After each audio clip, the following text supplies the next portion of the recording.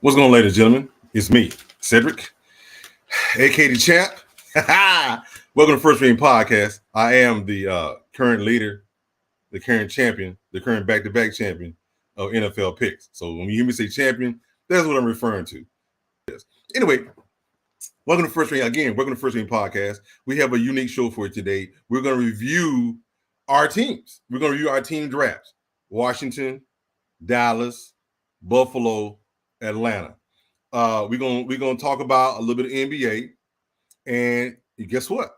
I got a little leak of oil for you. So, with that being said, let's go ahead and get this show started. Yeah, First Stream Podcast. Yeah, True Danny, Dre on the beat. You know, yeah. What's your favorite squad? Tell me who you going with. First Stream Podcast, yeah, we keep it lit. We got the latest updates, we don't pump fake. Like, comment, share, we don't care, feel free to hate. We got great guests, join us, you should chime in. Trudini on the intro for the time being. Lady A, representing Washington. Pick Washington, everything Washington. Mo coming out of Dallas, know the business. Said, them Georgia Bulldogs ain't quitting. Yeah, if you ain't watching sports, you ain't living. About to get my mattress Mac on, about to bet $1 million, bet $1 million. Let's talk about it. We all grown and cool, we can talk about it. Before we hit the news, we gon' talk about it. Oh, you wanna bet? Let's pop a bottle about it.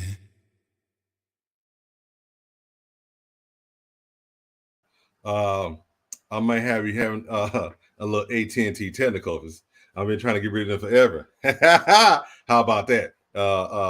They're gonna mess around. I'm gonna switch over to my other one in a hot minute, because you know I gotta keep this train rolling. I'll skip over to the other side in a minute, be like, Bob and Weave, I'm on the side over here. Hey, it is what it is. It is what it is. So with that being said, we're going to bring in the man, the myth, the legend, the man who going to tell you the truth about them hater Cowboys, the one who going to address Dak by his full government name. A man who going to be realistic with us. He ain't going to beat around the bush. He going to tell you exactly what he thinks, especially when it comes to them Cowboys and Jerry Jones. Our man, M.O. Man, I like when you say that. Legend. What's going on? Let's get into it. Ain't nothing to my brother. We gonna get into it. We gonna jump in it. We gonna bob and weave. We gonna put the stuff out there. With that being said, we gotta bring in the third man of our show, the man who is a Buffalo Bill for life, the man who believes the Bills gonna be on the mountaintop again this year. Let me take a deep breath, even though they picked up somebody I like. With that being said, I'm in Alvin. Good afternoon. And you give me all this bill, and I'm wearing cowboy colors. Oh my goodness! This may be a little, because you know I'm a cowboy at heart. I have love for the Buffalo Bills, and I do follow. So I appreciate. I do want the Bills to go to the mountaintop, just not before the Cowboys. But like I said, I have a personal relationship. But like I said, that being said, I missed you guys, man. I'm happy to be back to say one more time, man. I have to give a shout out to your performance last week, man. Fabulous, man. Singing, the poetry, or the speaking, everything, man. Like I said, I was thoroughly impressed, man. Appreciate hey, man, definitely, man. My brother, that was fantastic. For sure. Yeah. And I hope we start with the Falcons with this draft review. Whoa. You jump in too far now. I'm a little deep on that side. Hold on now. You say Ammo gonna speak the truth. I hope that you plan on doing a little bit with yourself. Because we will not be starting with the Atlanta Falcons. Let me go ahead and put that there for you right now. We probably should end with them, so we can have a little more time. We would not be starting with the Atlanta Falcons. Matter of fact, we're not even going to start with the draft right now. What we're going to start with first, we're going to talk about this NBA. We're going to go ahead and get the NBA out the way. We're going to go ahead and get the NBA out of the way. We have the first round series that have been going on. There have been some interesting results. It's been some surprising results. But you know what? You know what that leads to. For those you don't know, let me put my little cap on. Uh-oh. What you got working, man? Gone fish. Oh, okay. Yeah. Let me go ahead and grab a rod. Let me go ahead and grab a rod for those who don't. This is a rod for those who don't understand what this means. That is a fishing rod. You know, if you can see it, can you see it? Can you see what it say? See you in Cancun. See you in Cancun.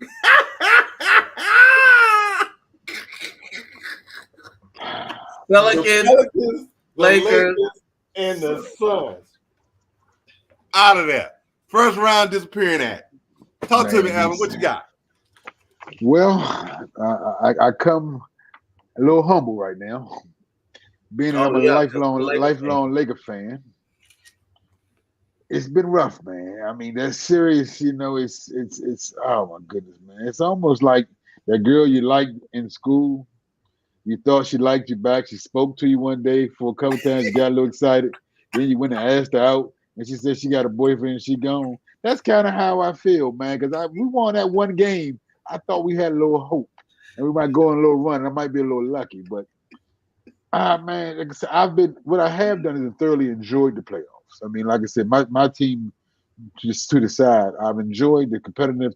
I've enjoyed. We learned out a few new things. Like I said, changing of the guard, as they've said.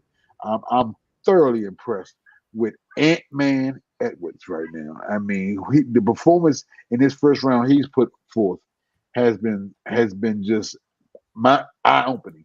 I knew he was a heck of a player. I knew he was talented. I knew he was athletic, but I didn't know he had that dog in him.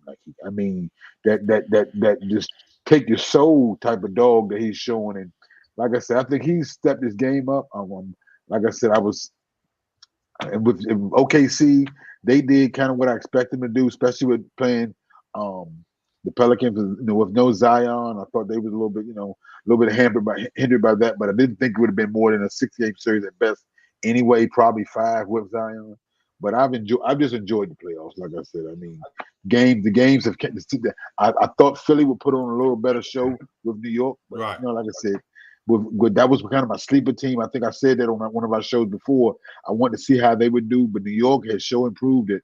Effort and hustle and toughness and grittiness, man, will definitely win you some ball games. Well, Ant, what you got? So let's get right to it. People, you are seeing exactly who Zion Williams is going to be. Ooh. He's one of the most explosive and electric players that we've seen in a long time. But that weight on that frame is not going to cut it. It's not going to be able to be that sustainable or enduring. And you should look at a player like LeBron James and have respect for him because of that fact. And that kid is probably way bigger than LeBron James, actually, or close to it in a more shorter, compact frame. So that wear and tear on the body, I mean, who knows? Like, the thing is, this could be the difference in them getting kicked. Him being healthy can be the difference in them getting kicked out in the first round and actually making a run to go to the Western Conference Finals. That's how good they can be when he's at the top of his game. So they have to start making some decisions relatively early because they've already paid him. So, you know, it's a lot of money for him not to be able to play when it matters the most in the playoffs. It's unfortunate because that game was close before he got hurt. And so now he makes an amazing play. He knows something is wrong because he knows his body, and that's the end of it. Thank you, Lord, that the Lakers are done. Disrespectful. I'm over it. You know, the Lakers are like the Cowboys. They're the team people love to hate. But, you know, thinking that the franchise is going to be different because LeBron James is there is cap, okay? It was always going to be different than being in the East. No disrespect to the East, but it was going to be different than being in the East. There's too many juggernauts. That you always are going to have to front load your team or back load your team when you have LeBron. You can't build those great players around him when you got him and an AD. You're gonna have to draft well. You're gonna have to do a lot of work in free agency, and it's just not enough. This isn't the bubble. If you're banking on if AD is healthy, you screwed the pooch already. Question, Ant, real quick. How do you consider Zion? Back to what you said earlier about Zion. Yeah. How do you with him and Kawhi? Similar paths in regards to not being there. Even though Kawhi early in the season, early in his career, Kawhi was dependable. But late, he's out more than Zion. Zion not played more games than Kawhi. All. Kawhi walked into a situation where he became the guy on a team that already was riddled with Hall of Fame players, and he became the guy. And not their career. And won. Let's be clear. MVP finals MVP on a team full of already great players. And also went on to win another championship after he got traded. We just can't compare him. Like, yes, he's not their career. I'm talking about the injury and inability to show up right now. But I mean, it's just Kawhi's already solidified himself as one of the better players of this generation, though. I can do that. You see what I'm saying? And so it's kind of hard to compare them when you look at that. So it's just a lot of potential with Zion. That's it. We see a lot of flash plays, but I mean, he's not even won anything in the playoffs. So it's kind of tough, man. Like, Kawhi has been the guy and won being the guy, you know, and battled and you know, put on performances in all-star games. You name it, he's done it. So it's kind of tough when I look at Zion. It's just a bunch of potential. He's made a bigger name for himself off the court in some regards, you know, with the little situation with the baby. But anyway, and lastly, the Suns. Me and my boy Randy C. Mays. Shout out to my co-host Randy C. Mays for our podcast that we've done. We don't talk sports, but we said when this trade happened, these guys weren't going to win. No. I'm sorry. Number one, none of these guys have ever been the guy. That's the first thing. It's hard if you can't put KD on a 70-win team and then think that, oh, he's the guy because he wins MVP. It's an embarrassment of riches. Okay? He's never – and then when you had him and Kyrie, that was your opportunity, but then Kyrie gets hurt. You know, you're talking about 2 or 3 inches from going to the finals, you know, against the Milwaukee Bucks. It just hasn't panned out. Beal has never been he was the guy in Washington, but that wasn't saying much because they didn't win there.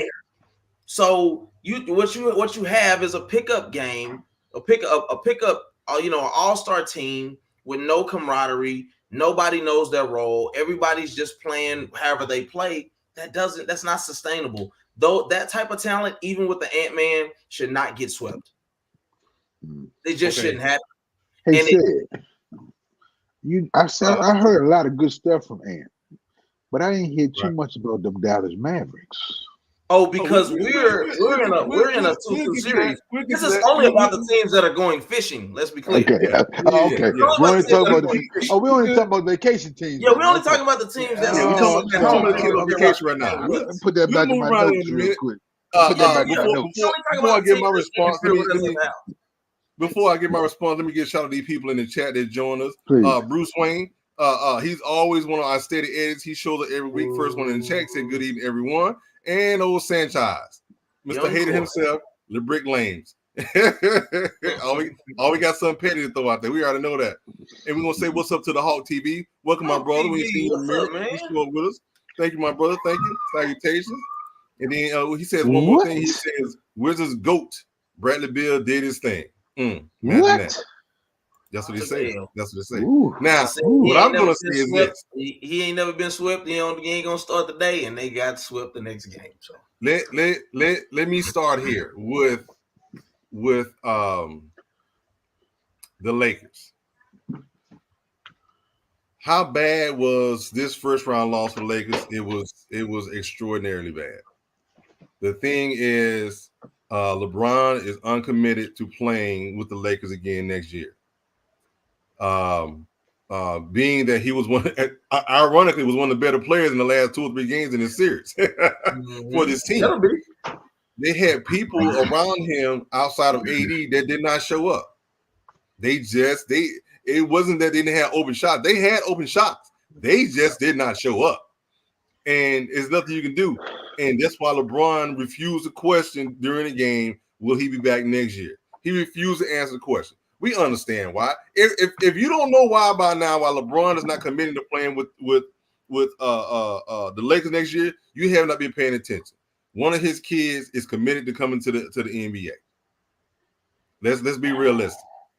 No one wants to hear it. No one may like it, but wherever his kid goes, LeBron's gonna play with his kid for at least 1 year. At least 1 year, he's gonna play with his kid. It's just gonna happen. It's nobody don't want to let hear it, but it's gonna happen.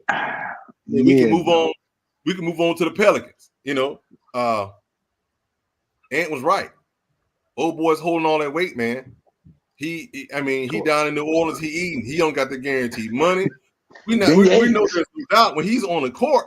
He's amazing when he's on the court. He's amazing. He does his thing. He had them on the ropes by himself. Yes. Then he turned it ankle. Hamstring. Same. It doesn't make a difference. Yeah. It's been out all year. Yeah. Take a pick. It's always a reason. Take a pick. We've been funny, but take a pick. A knee, foot, ankle, hamstring, all those lower. Remember last year, they was on the verge of the playoffs. Last year, he got hurt before the playoffs. Just before the playoffs, he got hurt. So at what point are they going to back off paying him the amount of money they're paying him right now? Are they going to pay him this amount of money for a clause in his contract saying, hey, X, Y, Z? Didn't they already have one in where he had to play a certain amount of games or maintain a certain amount of weight, if I'm not mistaken?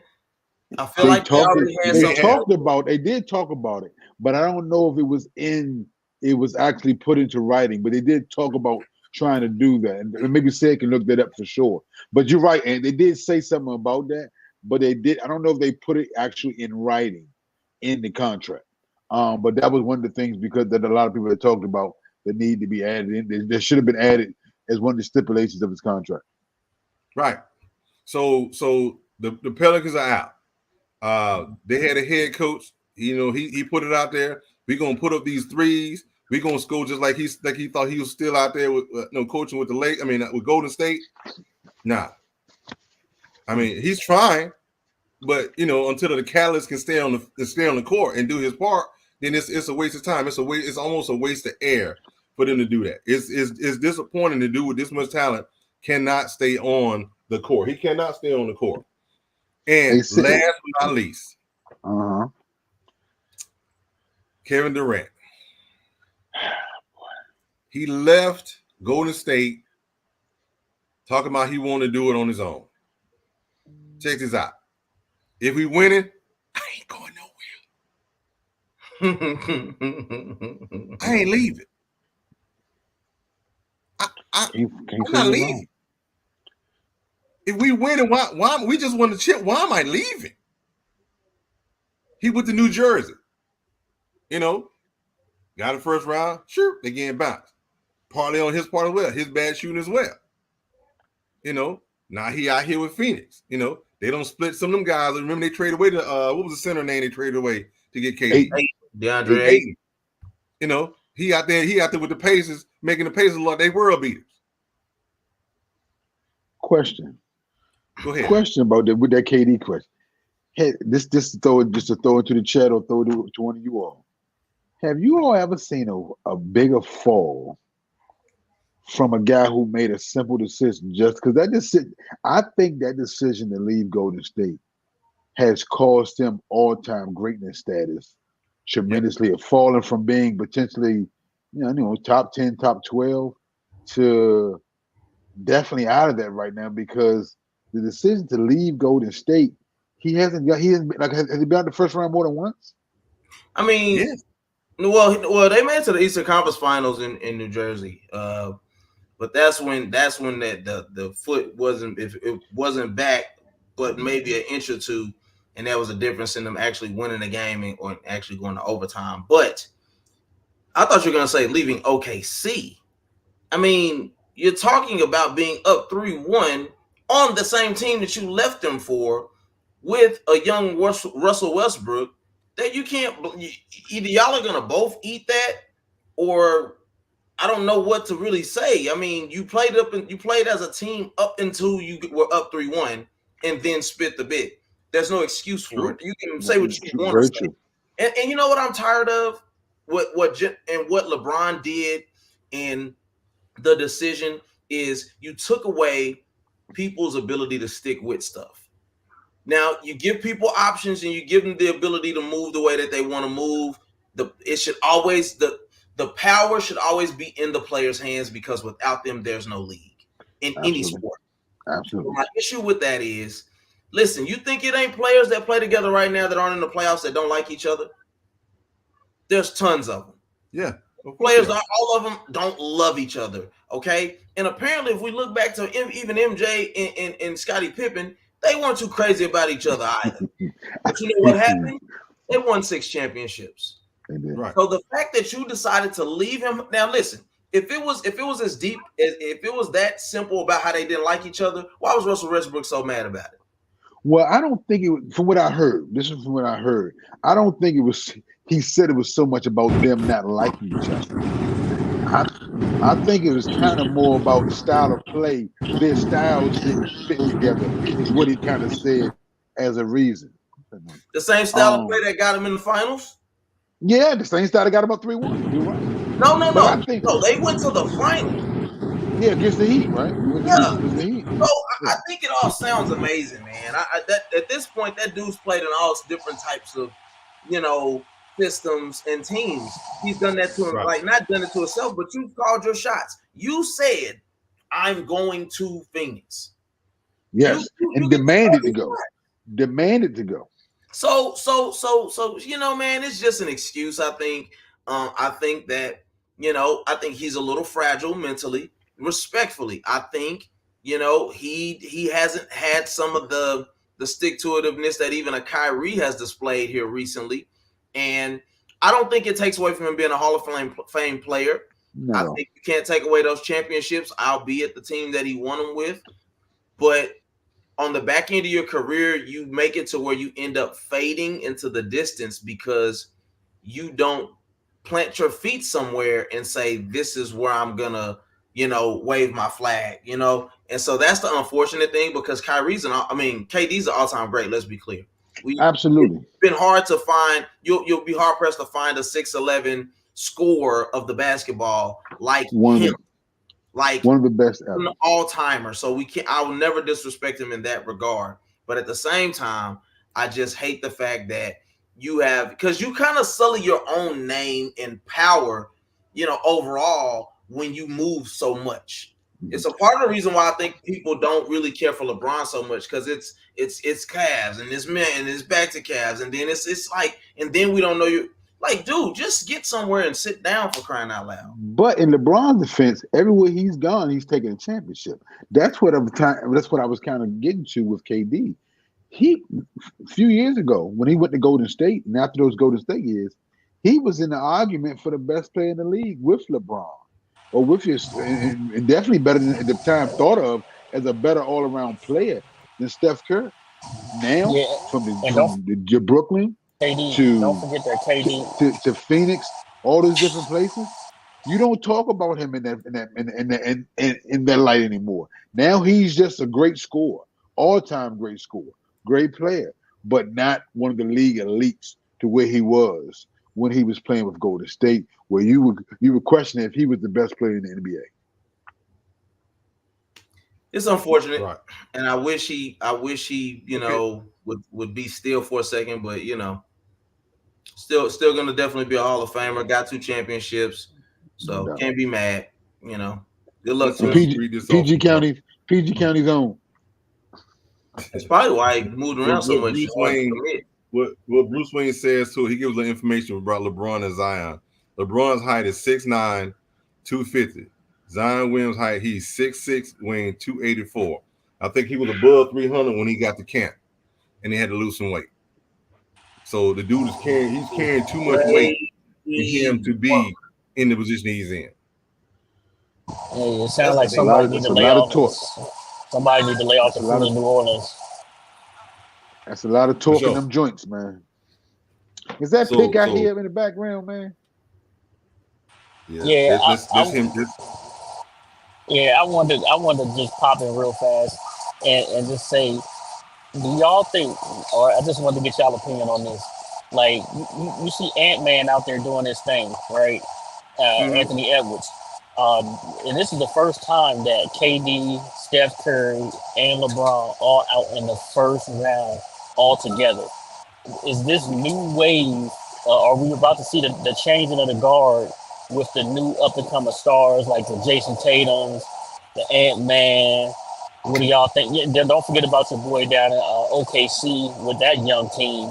How y'all feel about that?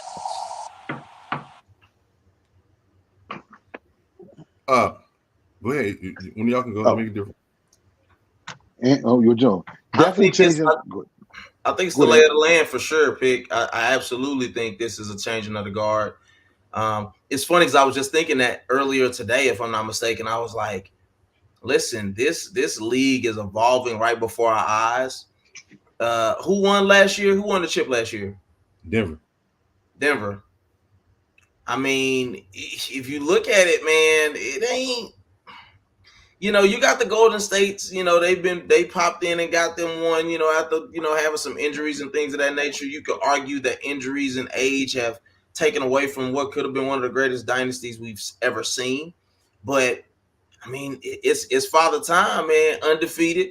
Players are gonna if you could depend on nothing else, you could depend on age being the great divider.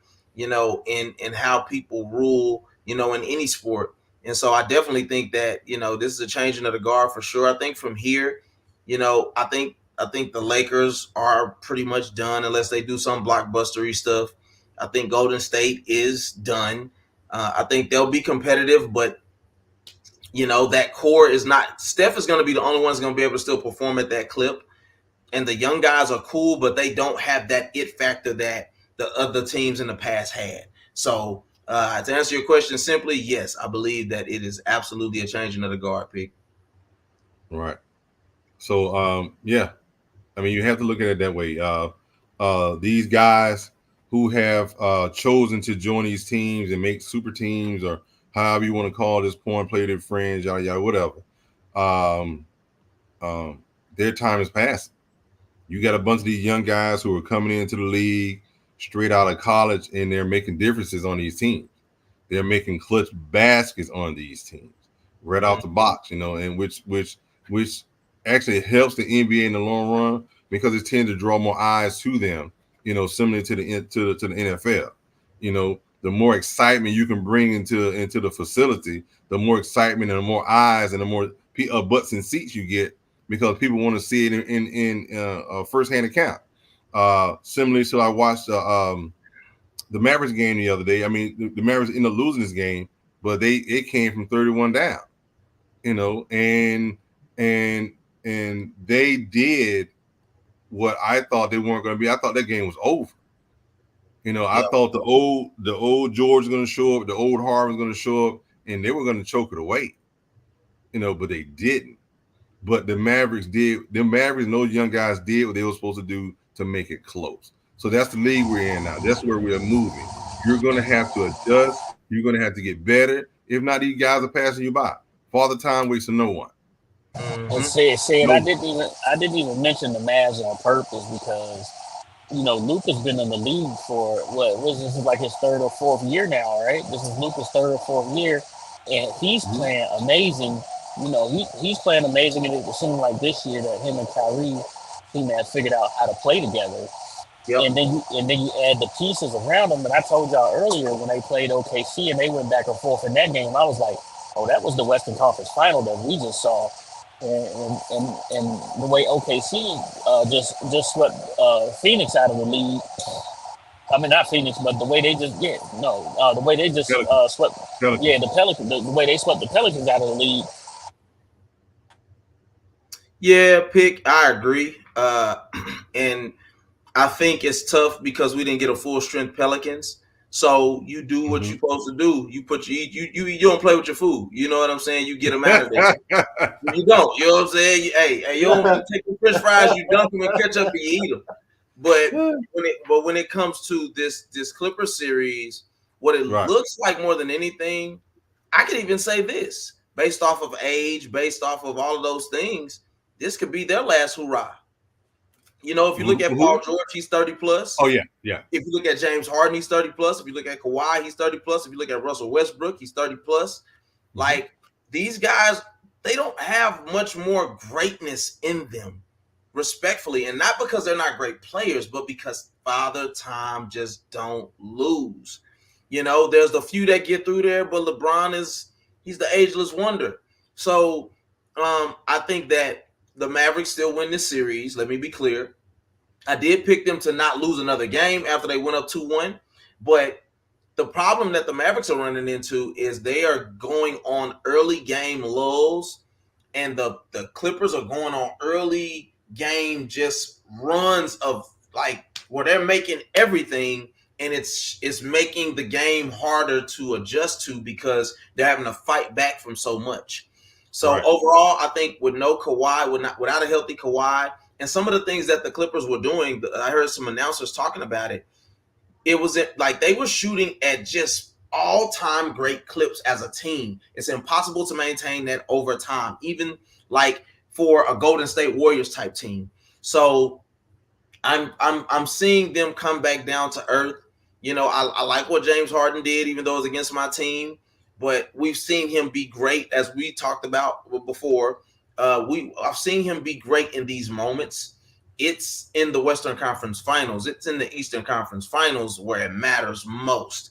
So it's good that he can show that he can do that. But what we've seen from him consistently is that as a series goes on, as the playoffs go on, his legs take a beating and he can't get lift anymore. He's not as effective shooting the three, and that is the strong suit of his game outside of shooting free throws and getting to the cup. So I hope that, you know, we get the game, you know, we seal the deal and put this series away rather quickly. I don't want to go 7 or anything because I want Luka to be preserved. But Kyrie's cooking, you know, Derek Lively, Jones, PJ Washington, Gafford, everybody is playing their role. So I'm hoping that the Mavs, you know, can move on. I definitely think this is one of the better years to face off against the OKC or a Minnesota for the right to go to the NBA Finals. Okay, but one of the things that the Mavs are gonna have to work on is they're targeting Luka on offense. His defense, Luka's defense, but their offense going against him. They are putting him in man-to-man, and they are breaking him down. So they're gonna have to figure that out before the next game, because that's what the problem was at the end of this last game after they caught up. Is that Harden was breaking Luka down on multiple possessions. They switched. They got the ball moved back around again to put Luka back in between, having to deal with one of those guys driving to the rim, and that's what his problem was in the game. Hey, Ant, I was just about to ask you this question. Do you think that? I mean, I know you said you wanted them to get it over quickly. Do you think that rest is a bad thing in the playoffs, or like? I wouldn't want them to sweep somebody and then the other team series goes 7 because then they have too much rest. They start losing, they win and stuff like that. Well, for Kyrie and Luka, yes, I think the more rest they get, the better. Because Kyrie is long in the tooth now, even though he's highly effective on offense, and Luka's just a bigger guy that he gets bumped up, scraped, and all that stuff a lot. He's been hustling and playing a lot more defense than we've ever seen, you know, and even in the regular season, you see him diving on the floor for rebounds, you know, you see him giving a lot of emotion after getting defensive stops, especially like in the last game. That's stuff that we haven't seen, that we've been asking for. I think, when I was looking at the game, I definitely see what you were seeing, but I also think that the defense broke down as a whole. Like, there were times where even when, you know, okay, even if he got past Luka, there was nobody to meet him at the rim. James Harden, I'm speaking about. You know, when you look at Paul George hit that crazy step back 3, you know, late in that game to keep the lead and things of that nature, that's stuff that just the elites are gonna do at times. But there's nothing nobody could have done about that to block that shot or make it more difficult. They practice for that. But extra effort late to put a body on somebody, to get in between him and the rim, to make the shot that much more tougher. That's what I didn't see. And so I think that, you know, having a healthy Gafford, having a healthy Derek Lively Jr., you know, these guys are known for protecting the rim, you know, for really being long, lengthy guys that are able to affect the game in different ways for us. Right. And then also having the PJ Washingtons, the different players to be able to hit those the 3-and-D guys to knock down shots is going to make all the difference against teams like this, because you know Luka and Kyrie are going to give you like they both combined for like 80 points or something like that, 60 something, 70 something points. So the defense is going to tell the tale and make the shots as difficult as possible on offense for guys like James Harden who are getting to the cup. And I think it won't matter. And make Russell Westbrook shoot the three, for crying out loud, because the kid sucks at shooting threes. He's not a good three-point shooter. Historically, he's never been. His triple doubles are often finishing at the cup and mid-range shots, not threes. So keep him out the paint. And I know that's easier said than done. But keep Russell Westbrook out the paint. Make James Harden take difficult shots. Force him to shoot too. I mean, listen, if he goes 10 for 15, I'll take it.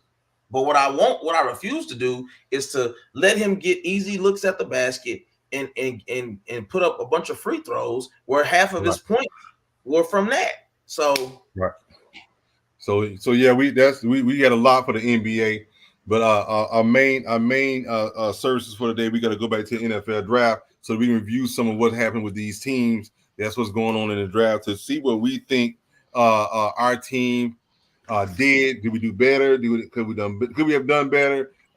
Could we have done this, that, and the other? But even before I do that, I'm going to show you guys a stat. I'm going to show you the grade for each one of the teams for an NFL draft, this current NFL draft.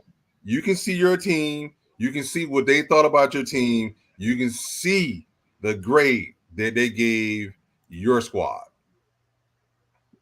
As you can see, everybody's listed. All right, I'm looking. Everybody's listed. Washington got a good A. Washington is number 4 with a 3.84 GPA. Who was it at 32? 32 is the Hot Atlanta Falcons with a C, an overall C. And we're gonna get into that in just a second. I'll be honest. The Dallas Cowboys are 26. And yeah, I see it. They got a B though. So C plus. I'm just looking at the ones who gave a C. I'll be honest. I think this is a little overdone. D plus the D. I'm gonna be honest. I hated our draft at first, but go ahead. I disagree with this. I do. I disagree with this, and I'll tell you why whenever you let me know. Say it. Okay, so as we do that, we're gonna go ahead and jump into team wise. I don't mind going first. I got it right in front of me. And I know why they gave us what they gave us. I mean, I can start from the first pick. Michael Penix Jr. He's going to be a good quarterback. He is, but he's going to have to wait 3 years before he touches the field. So with that being said, that was a bad pick for the Falcons in my choice, because you just signed a veteran and you gave him guaranteed money. That's my personal opinion. Second round pick was Roop Arroyo, defensive tackle. I'm gonna give you a so-so on that one. Why? You just gave Grady Jarrett a ton of money, but hey, whatever. Braylon Trice, outside linebacker. Can't talk too much about that. Brandon Dorius, defensive tackle. I think he's from Clemson. Again, another defensive tackle. We need edge rushers. I want you to know the trend. Edge rushers. Yeah. We're gonna get the league of oil. We're gonna get the oil. This is gonna be nice for right now. JJ Bertrand, inside linebacker. Jace McClellan, running back. I'm gonna leave that right there. I'm gonna let that marinate for a little while for y'all. But y'all who not paying attention to that. Casey Washington, wide receiver, has some decent speed, which is what they need. The Falcons are trying to extend the field. They're trying to give Kirk Cousins targets to throw that ball down the field. And last but not least, they drafted a Georgia Bulldog of the championship squad, Zion Law, another defensive tackle. I like Zion Law, defensive tackle. I know what he brings to the team. Again, edge rushers. Maybe they're trying to get y'all keep y'all D tackles fresh by rotating them. Said it doesn't make a difference. Pick. You don't have no edge rushers. Pick. You don't have no edge rushers. Wait. And before you say that pick, let me go ahead and break because I'm always ready. Let me bring this up right here. As you can see, they have tanked us, telling us we need what? What does that say at the top, Ant? What does that say? Oh snap! Edge rusher. What does that say at the top of that? Rusher. Edge rusher. Edge rusher. Calais Campbell gone. We have no edge rusher. None. I digress. Dallas Turner would have been a good pick there. Talk about them Cowboys. Okay. So, Alvin, I just want to say, as I look at these guys, right? Mm-hmm. What I like most about this, I'm gonna say the name and I'm gonna say the height. Okay. We got Tyler Guyton, right? Oklahoma, 6'7". Mm-hmm. Okay. We got Marshawn Nealon, 6'3". Big also boy. 268. Now, hold on. Let me just get through this. We got Cooper Beebe, 6'4", 335. The Liafu kid from Notre Dame. Shout out to my Notre Dame people. 6'2", 230. Man, I'm impressed. We got the corner out of Wake Forest, 6 foot. I'm not mad at that. And then I think the last guy, I'm skipping over one of the guys, the 6'4" Flournoy or whatever, the wide receiver. But even Nathan, just these kids are all 6'3", 6'4". They're big guys. They're point of attack people. They arrive with bad intentions. You know, this is a draft where I think you could be like, man, we went heavy on D-line and O-line. Guess what? You can never have too many of them. Never. You need young, capable offensive linemen because even our Hall of Fame guys are getting long in the tooth. And then if you look at on the opposite side of the football, we can still keep acting like Michael Parsons is going to be the savior all by himself. You better put somebody around him who traditionally is known for clogging the gap, for rushing the passer, for being able to stop the run. You have to be able to get that type of those caliber of players on the opposite side of the field. And with having these type of the aggressive, I like that they're from the SEC even. That is, I really like this draft hindsight. I like that we went tackle. I like that we went in. I like that we, it's one of those things where I'm not mad at it because it's something to do. From what I've been hearing, the NFL and what we all know, the NFL doesn't value the running back position. So, are you mad because they didn't draft one altogether? I would have rather them drafted a receiver than a running back, to be honest. So the fact that they did at least draft a receiver, I'm not mad at it. Now, you better go do some more stuff in free agency because that ain't enough, especially when you haven't signed CeeDee Lamb. But you're looking at keeping your Rain Dakota Prescott upright long enough for him to make more bad decisions and throw pick sixes if he doesn't get his stuff with the draft that you've had, though. You see what I'm saying? I mean, it seems like it's reminiscent of when we picked up Tyler Smith. This guy slowly became one of the top linemen at his position in the league. Oh, and they picked Zeke up. I guess I was about to say you can't forget that, and we did pick Zeke back up. Come on now. All right. If I want to talk about it and make a big deal about it, I won't be mad at you, but I'm not impressed. Alvin, what you got? I like a lot of what you said, man. One thing I like about, like you said, I said I like a lot of what you said there. I mean, we gonna win coming off the bus. We got some big boys that look good as soon as they step off the bus, man, going into the stadium. I love the pickup of Guyton.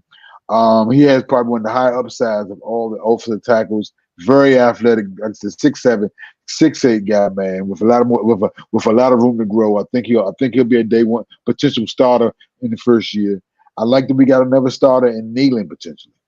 a fantastic edge rusher, and I like the linebacker. Said the linebacker merits. I think one thing we did address were positions of need, depth to help Michael Parsons and give him some help with and D Law. So and you can, like you said, you can never have too many big uglies in the trenches. So while I did want us to pick up a running back somewhere in those rounds. I was hoping maybe we could find an Isaiah Pacheco or the Kyron Williams, one of those guys like the Rams got. Somebody that a flash in the pans that could just be a good addition to the running back room.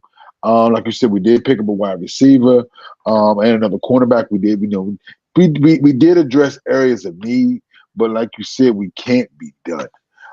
Zeke, I would have rather signed him last year than this year. I think, like I said, one more year, one more wear and tear on that body. I think he's a great locker room guy, and he's a comfort piece for Dak. So maybe that'll help Dak and, like I said, help the camaraderie on inside the locker room. But if he's not going to be able to produce on the field, what do we sign him for? So I would give our draft, like I said, B minus, C plus, because I think we did get a couple starters. We did address areas of need.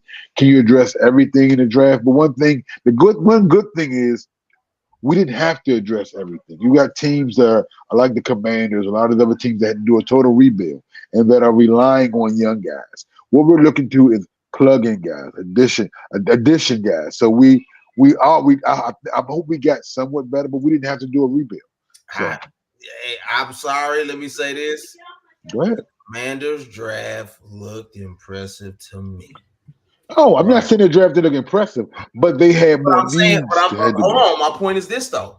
You talking about they were already adept on offense. You see what I'm saying? Man, these rookie quarterbacks coming into the league, and if you give it, you see from CJ Stroud, that cover wasn't completely bare over there, but it wasn't necessarily corn full of milk and honey either. And so you look at a year of drafting, of free agency. You got to get the right coaching staff in there, and they can start turning water into wine. I'm just saying. That's all. I'm not gonna poo-poo on what the Commanders. No, not at all. You're right, and I'm not gonna poo-poo on them either. But I think what you're doing is CJ Stroud is an exceptional quarterback.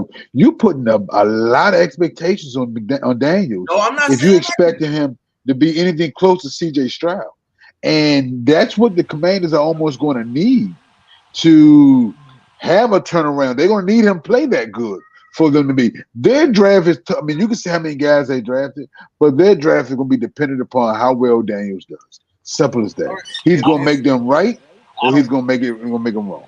I don't think our draft. Go ahead, Pick. Go ahead. No, go ahead. No, I was just saying, speaking of the Commanders draft, we can go through with Lady A here and Pick here, and we can talk about the draft as well. Yeah. Listen, I don't think that the Commanders draft is literally going hands on Daniels, but he's a big part of the draft, right? What I like that we did with this draft is we didn't reach for need, because when you start reaching for need, that's when you get into trouble. We drafted best player available, right? And I think that's what Ant was getting at. And I'm gonna tell you something. After the further review, I owe you an apology, right? I kept saying it's not Dak, it's not Dak. After further review, and you could be right.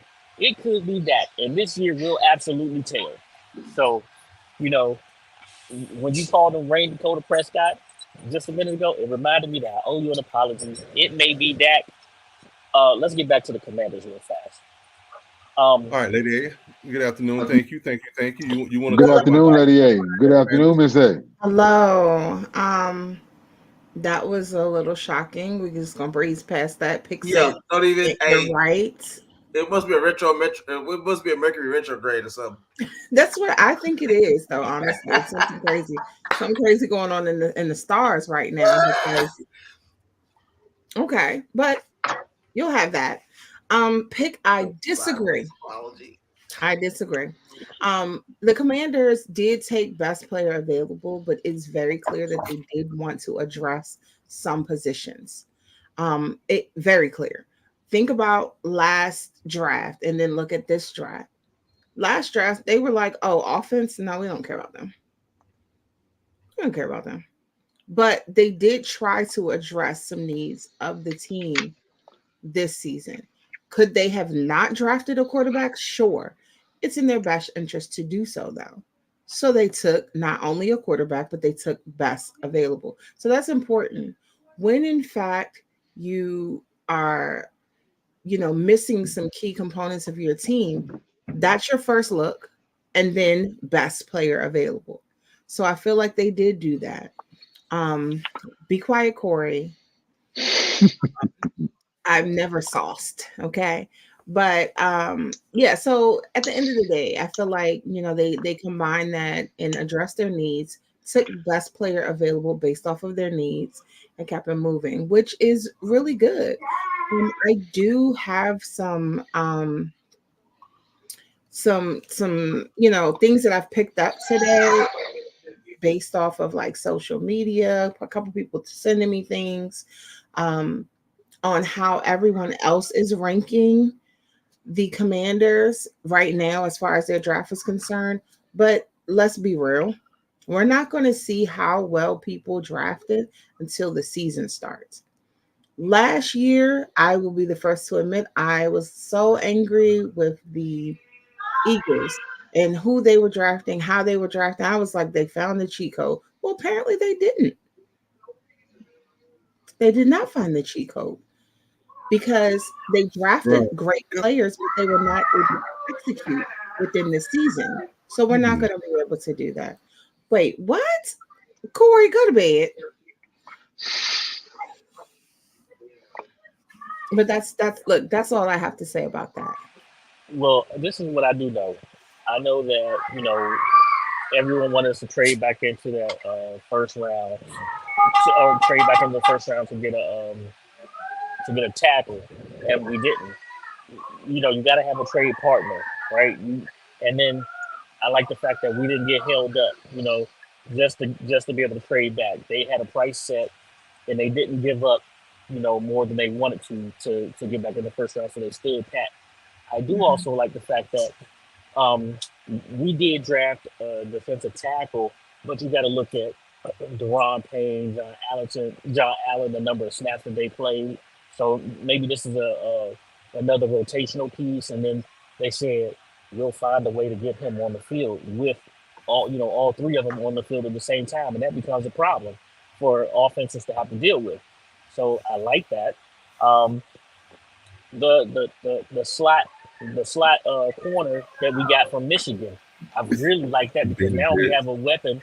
We have a weapon on defense in the slot now, and maybe we can keep St. Juice and Emmanuel Forbes on the outside, and hopefully it looks like that we may be able to do something in our secondary to improve what we had last year. I heard somebody say that we had the legion of busted coverages, and maybe now we can have the legion of covering people. So Right. I think we led the league in busted coverages last year, so we had the legion of busted coverages. So maybe DT will fix that. Neither one of them is sexy, but this show is funny. Well, I'm gonna say this. Well, I feel like this. I feel like it boils down to coaching. Who they got was based off of the new coach's scheme, right? The reason why we had those fails last season was because the coaches knew, oh, this person's talented, but they didn't really know how to bring them in and We had a use high them. school coach. We had a dude coaching the secondary last year that had no credentials. Well, there you go. And like you mentioned, Emmanuel Forbes, he's a prime example. Okay, so he's fast, right? He's really fast. How do you utilize him in the game? They didn't. They put him on people who were 3 times his size and he could not take down. They didn't teach the young man how to hit. They didn't teach him how, okay, yeah, you're fast, but use that speed for good. They didn't teach him how to do that on that team because it didn't happen. I literally saw Emmanuel Forbes struggling for his life. People were dragging him. He can catch him, but he can't take him down. So to me, that's coaching.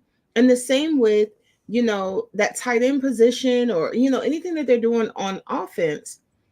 It's because it's new coaches. The new coaches, they have it in their mind, this is what we want to do, this is how we want to do it, this is what we need. And case in point for what I was saying with handling a position and best available. Well, apparently, of course, in the aftermath, you found out all the good stuff. You found out all the little tea here and there. Apparently, the Commanders had two quarterbacks that they were looking at. One they drafted, and the other one came later on in the draft, and that was JJ McCarthy. So when their time came up, they were like, okay, you know what? Let's go ahead and get, who we want to get as far as the best available. So that makes me think, like, what if, Jaden went first? Would they not have gotten Caleb? Would they have skipped over Caleb and gone JJ? I personally don't think so. But oh my gosh, I wish that would have happened. If that would have happened and the Commanders drafted McCarthy, I believe at that point in time that the whole city would have arrived at Ashland. They would have. But I'm just Adam Peterson clean out his office. Well, I'm just. It would have been a lot of chocolate in Chocolate City, but it wouldn't have been chocolate. And but yes, I mean, at the end of the day, when you have your players that you feel can fit your scheme, right? You have those players. You have a list when you on draft day. These players, once the top one is gone, you go to the next one. And that's the reason why I said if they didn't take Caleb, I still think they probably would have taken Caleb. They would have deviated from their list if Jaden went first. However, that didn't happen, so we don't have to, really go there. But that's the game. That's the way that you win on draft day. And sometimes, like I said, we don't know until mid-season, like, okay, so this was a good pick. Like, we can't deny it. Mid-season, you can't deny who your players are. You can't deny who you drafted. Like, it's no ifs, ands, or buts about it. Right. So I think that we'll see. I don't think that we're the worst. We may not have been the best, but we won't see until mid-season. We had 9 draft picks, right? We had 9 draft picks. Crazy. And we signed 11 undrafted free agents. That's 20 people. Right. And with the Alvin spoke of having to rebuild, Alvin and they spoke of having to rebuild our roster. Well, we signed 16 free agents in the offseason. So that plus the other 20, now we're looking at 36 players out of 53-man roster. Yes. So yes. we I think that the front office has done a great job of getting players, athletes, and things like that. My question is this. Yes, we have Lane and the boy Wonder from Detroit, who was the assistant GM in Detroit. Them two are at the head. Everything else is still the same. And I asked Corey this. I said, why couldn't they do this last year or the year before? Because the scouting department is pretty much still the same. And here in a couple of days, we'll find out if they're about to clean the scouting department out and fire those guys and bring in the people that they want to be in the scout department. That was a question I had proposed to Corey just the other day. It was like, hey, Corey, what do you think? Pitt, that's a question that's easily answered.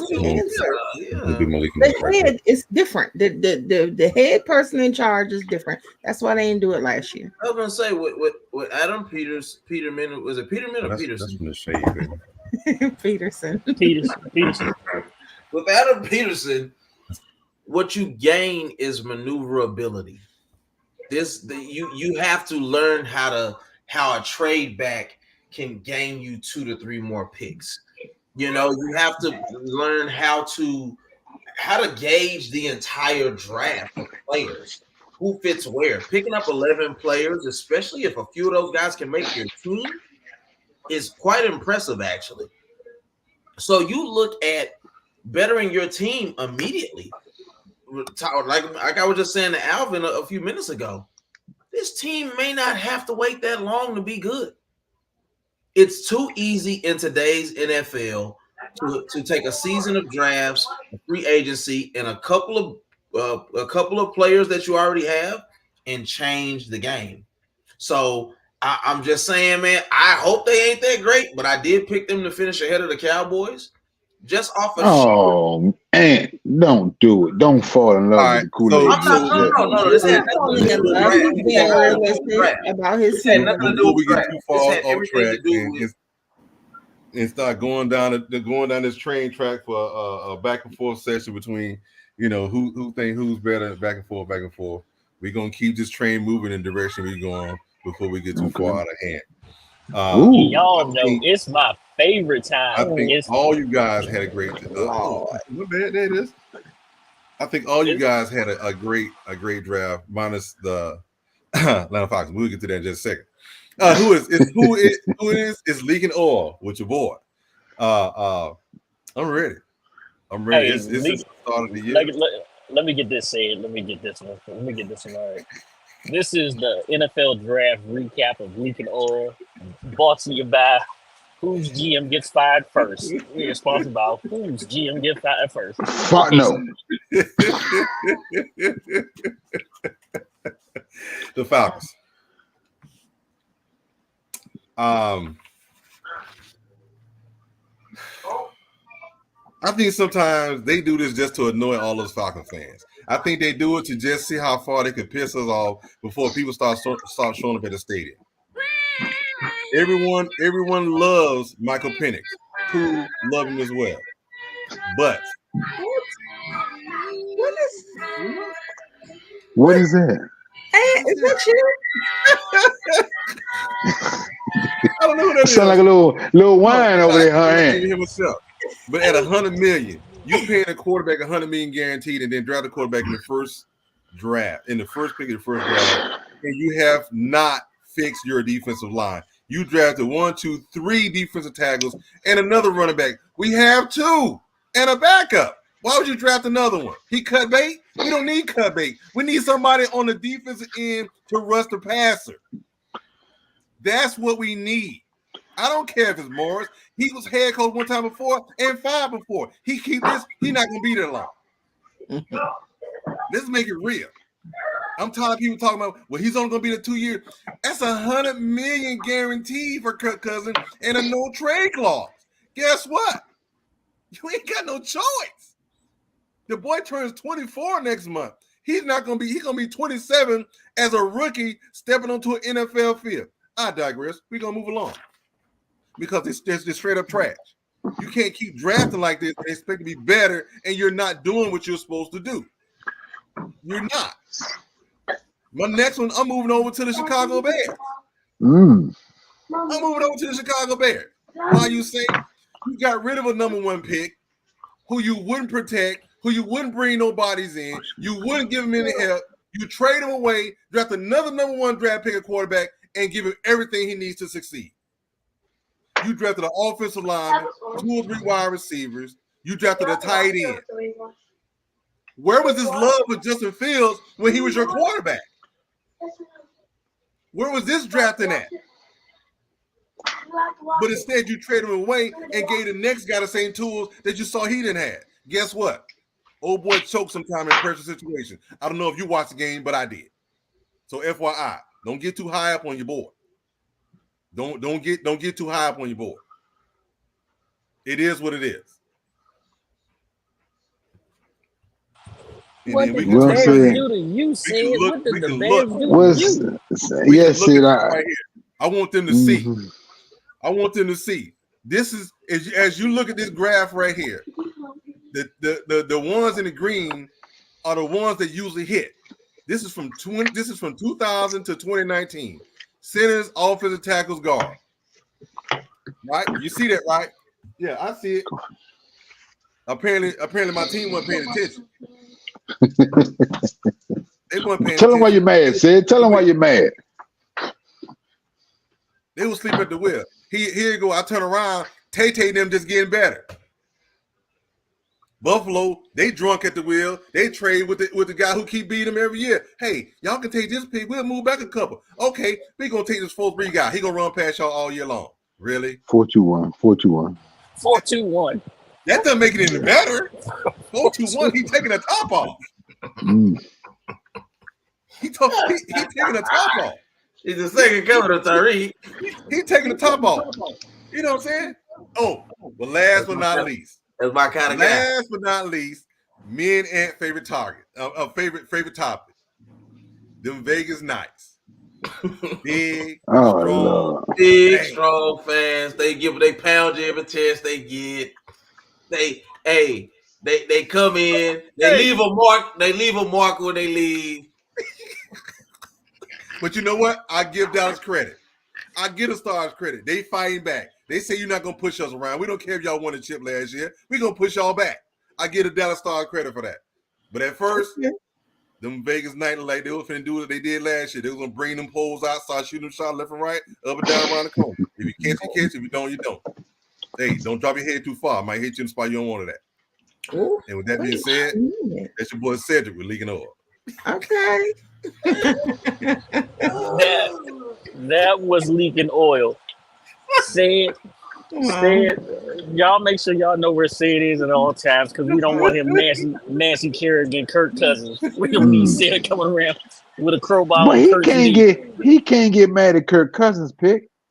Nothing says we didn't plan to do this more than taking a quarterback after you sign Kirk Cousins to a 4-year deal with a no trade clause. I'm not mad at Kirk. I'm not mad at Kirk either. That don't mean he mad at Kirk. But I'm mad at Fontenot, the GM. Yeah. When he said had to console Arthur Blank for a few minutes and explain to him it's ridiculous because you knew no one expected this pick, even the people in the room.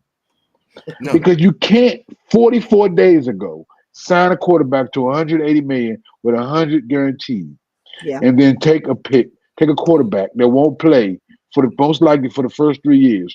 In today's NFL, if this was 15 years ago, I might understand it. But in today's quarterback, when quarterbacks play the game 1 or sometimes at least by game 6, 7, for a team that had a desperate need in the pass rush and on defense because everything else was seemingly in place or moving towards the right direction, this made no sense. That's why I said, please explain to me what they were doing because I can't make sense of it. I understand maybe he's a generational talent. He was high on your board, but he can't play unless Kurt retires or has a career-ending injury in the next 2 years. Hold on. I got one better for you, Al. I got one better for you. You the GM, and you make this surprise pick, and you spending the owner's money. Just don't care. You just in the owner's pocket. So when I asked the question, when I said this is Leaking Oil, which GM is about to get fired first, you spending this man's money like it grow on trees. You don't know how many people he had to hang over top of balconies to make this money. You don't know, but you just giving his money away freely. You don't know how many mistresses this man has. But even so much pick. But even so much pick, you lose the advantage of drafting a rookie quarterback. The point of drafting a rookie quarterback and having them play well is you can spend other places and make your total team better because your salary cap isn't your quarterback position doesn't take you don't have it isn't spent at the quarterback position. You can sign your free agent. You can sign your own team. You can sign free agents. You can build around them and make a better whole. You don't do that from sitting at the bench and losing the advantage for the first 3 years. That's why I'm saying it makes no sense to me. And this is why he gonna be the first GM fired. And I feel bad for a brother, 2 brothers. I like Raheem. I think Raheem's gonna be a good coach there. But not only that. We need edge help, and you draft 3 defensive tackles. One of them is a tweener from Oregon, a tweener, which means he's not big enough to play tackle. He's not really big enough to play linebacker.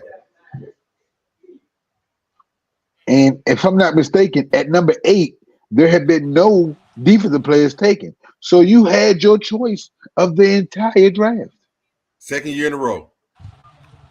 Hey, is this your GM's first year drafting or is this second year drafting? Okay. Well, thank you guys for joining us today. Thank you for enjoying what we had to get to you all today. What'd you say, Pick? Can you hear him say it? I don't think so. I said, is this your GM's first year drafting or is it second year? Second. Yeah, he's not gonna get a third. It might be his last. It might be his He's last. not gonna get a third. He ain't gonna get a third. It's his third. Yeah, So he's not gonna get a third. Because old boy was there 2 years before they got rid of him, and this is his third year. Okay, and he's the first year they had a chance to trade Ryan, so we have a chance to get Justin Fields, and they didn't do it because he said he came here because of Matt Ryan, so they kept Matt Ryan, and then they traded Matt around the following year. And this is the same GM who worked with the whole hiring staff to not hire Bill Belichick. Because one of the final decisions for him, what that was rumored to be out there, was one of the final decisions why Bill wasn't brought in is because the GM got with Arthur Blank and the whole staff that they'd hired for the hiring process and decided against him. Do you think y'all would have made this decision if Bill Belichick was your head coach? Not saying I think Bill's a savior. So I'm not gonna lie to you.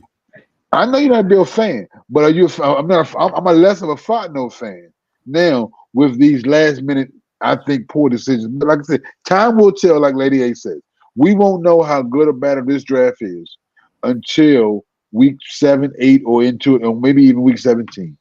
Because, like I said, it's that's the good thing about it. We're all pundits and speculate from here on out. The proof will be in the pudding. Come to see. And the last thing, if I don't know if anybody else had anything, I want to go back to one thing that you talked about, Sid. And when you look at the Golden Knights, sometimes when a guy walks into a room, you just have to admit, and that guy got a bigger stick than mine. And I think that's what happens with the Golden Knights when they walk out on the ice, man. Being that big and strong and profound and adept at what they do, you just got to realize, man, those guys carry big sticks, and heavy is the crown, that swings a pole like the Golden Knights swing. So, pay your fine. Because this is awful. Okay. With that being said, thank everyone for joining us tonight. Thank you guys for giving us your time to listen to our rants about our prospective teams. We're officially, wow, this sucks. We're officially done with NFL football. We'll officially do NFL football. What I said. For about 5 months. No, about 5 months till they go to July, late July. Yeah, 2 months, two and a half months. Next week. I mean, next month. I'm not going to get to watch training camp. Not from my head. So 5 months. It's 4 months to the Jordan football play. So 5 months to the NFL play. Go ahead, pick what you got. The schedule comes out in May. Yeah, the schedule comes out next month. Yep. So we'll go over that. Yep. And then soon after, all I know is right now the best team in Georgia is them Bulldogs. They play in 4 months. Who is that? Them Bulldogs. I thought them dogs. You said, who is that? You can know where this was going. I said who was that dog, but he had the G hitting for a minute. I was trying to figure out what that was. Right now, the best team in Georgia until the Falcons step up and win a chip. The best team in Georgia, University of Georgia. That's my opinion. Right. That's what I'm going with. That's it. That's all. Oh, understood. So with that being said, thank everyone for joining us. Thank you for giving us your time. Thank you for giving your point of view. Thank Sanchez with his halfway energy. Mr. Petty himself. Pick was out, but he stepped in to give us his views on his understanding of his squad. Lady A was a little busy, but she had a chance to jump in and give us her opinion with her squad as well. Lady thank Albert, and thank Ant for showing up too as well. Hey, this is what we do. First Stream Podcast. We're going to come out here. We're going to give you the information we got. We're gonna make it interesting for you. We want you guys to like, join, subscribe. Come back with us. Join us. This is what we do. This is only a portion of what we are. We really ramp it up. Really ramp it up. College football, NFL football every year. We do Major League Baseball. We're getting into that. It's starting to light up. Hey, it is NBA playoffs. We will be highlighting more NBA playoffs as we go along.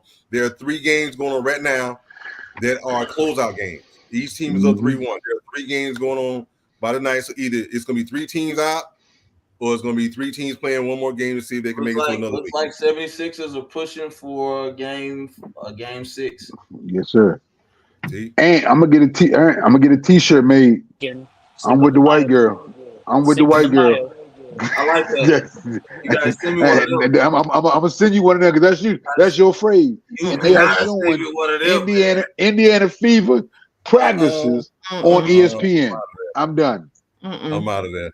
With that being said, go tonight somebody today. Absolutely. Can you hear me, Pick? My bad. Shout out to my son, United States Air Force. Say it. Did we cover everything? Say it. We covered everything, my brother. Okay, there we go. Shouts out to my son, United States Air Force. First 3 podcasts, second to none. Come get some. Tell them, say it. Go Dogs.